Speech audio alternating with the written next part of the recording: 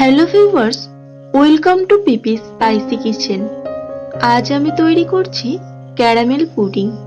Pudding বানানো এতটা সহজ যে কেউ বানাতে পারবে একবার দেখার পর।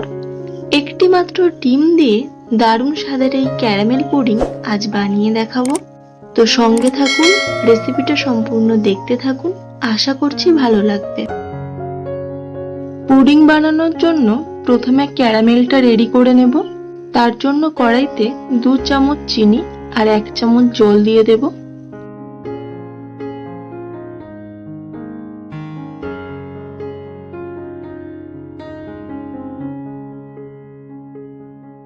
তারপর এরকম ভাবে নাড়তে নাড়তে যখন এরকম একটা কালার চলে আসবে তখন এটাকে একটা পাত্রে ঢেলে নেব, যেটার মধ্যে পুডিং বানাবো।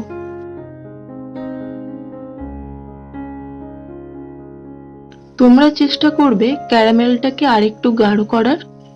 আমারটা যদিও একটু পাতলা হয়ে গেছে। এরপর 1 কাপ উষ্ণ গরম দুধ নিয়েছি। এর মধ্যে 1 চামচ গুঁড়ো দুধ ভালো করে মিশিয়ে নেব। গুঁড়ো দুধটা না দিতেও পারো, কিন্তু এই গুঁড়ো দুধটা দেওয়ার ফলে দারুণ একটা টেস্ট হবে। এটাকে সরিয়ে রেখে দেব। অন্য আরেকটি পাত্রে একটা ডিম ভেঙে নেব।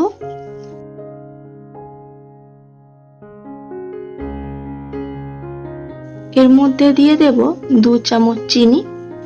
ডিম আর চিনিটাকে ভালো করে মিশিয়ে নেব।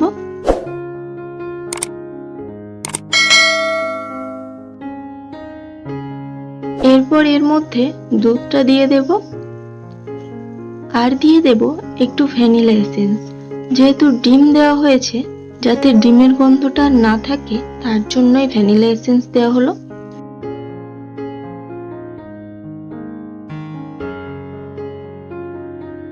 সবগুলো ভালো করে মিশিয়ে নিয়ে যে পাত্রে পুডিংটা বানাবো তার মধ্যে একটু ছেঁকে দিয়ে দেব।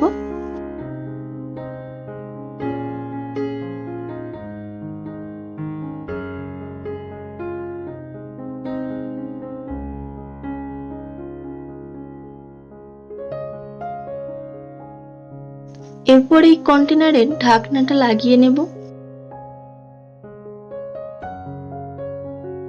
একটা পাত্রে জল গরম হতে দেব। তারপর এরকম একটা গামলা বসাবো, এর মধ্যে কন্টেনারটা দিয়ে দেব। উপর থেকে আরো কিছু একটু ঢাকা দিয়ে দেব। এরকম ভাবে 20 থেকে 25 মিনিট ভাপিয়ে নিলে এটা রেডি হয়ে যাবে। একটু ঠান্ডা করে তোমাদেরকে দেখাচ্ছি ক্যারামেলটা কিরকম সেট হলো।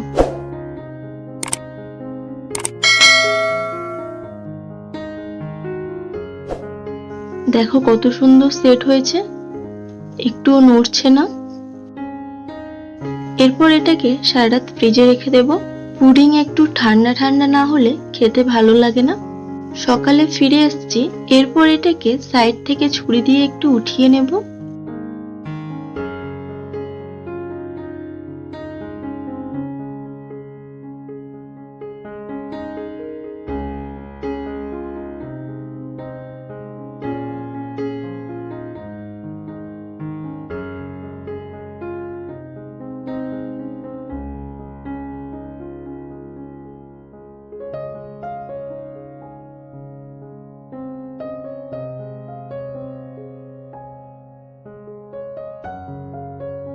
আমি প্রথমেই বলেছিলাম ক্যারামেলটা আমার একটু পাতলা হয়ে গেছে, তার জন্য উপরে লাল কালারটা অতটাও আসেনি। কিন্তু এর জন্য স্বাদের কোনো হেরফের হবে না। দেখো কত সুন্দর লাগছে পুডিংটা, আর এটা খেতেও ঠিক ততটাই টেস্টি লাগবে। তো এই পুডিং এর রেসিপি তোমাদের কেমন লাগলো কমেন্ট করে অবশ্যই জানাবে। ভালো লাগলে একটা লাইক, আর চ্যানেলে যারা নতুন তাদের কাছে অনুরোধ রইল চ্যানেলটিকে সাবস্ক্রাইব করে পাশে থাকার। পুডিংটা এতটাই সফট যে কেটে তোলার সময় ভীষণই ভয় লাগছিল, মনে হচ্ছিল এই ভেঙে গেল হয়তো। রেসিপিটি ভালো লাগলে পাশে থাকার অনুরোধ রইল। সবাই ভালো থাকবে।